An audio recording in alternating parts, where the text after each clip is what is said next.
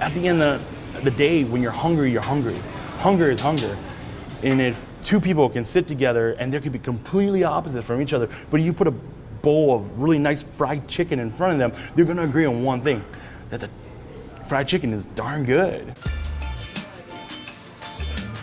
I'm one of the co-founders of Union Kitchen. It is a pop-up restaurant here in the Twin Cities area.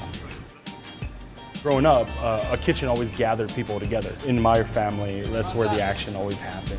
And when Union Kitchen first started, we always said food plus people equals community. That was kind of like our mantra. The question I always get is, Union Kitchen, what kind of food do you guys do? And we always say, we do Hmong food. And then the next question that we always get is, well, what is Hmong food?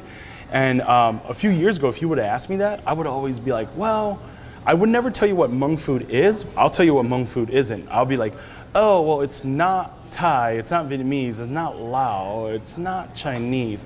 There was a little bit of shame of like, I couldn't point to a certain country of where I'm from. But then I realized a couple things. First of all, I realized that there's a richness in my culture that I've felt like I've denied. And there's a story of my culture.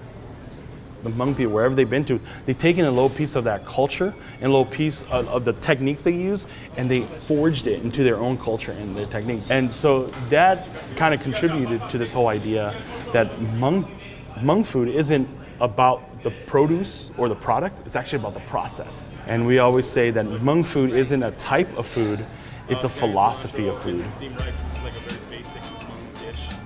I always love the fact that a lot of Mexican street tacos comes with radish and cilantro and onions right in on it. We dorked around this idea of a grilled avocado salad. So we grill the avocado, we make like a fish sauce vinaigrette, we toss that in the avocado and we throw it on top of some chilled ramen, some radishes and cilantro and some roasted onions on it. And a lot of people would be like, well, this isn't Hmong food. But I'm like, but this is the story. Like, this is our narrative. From now on, I'm doing the order in Hmong. No.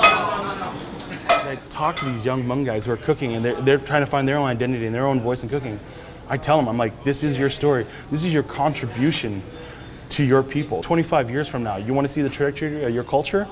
This is where it is. This is where it starts, because food is so central to our families. Food is so central to who we are.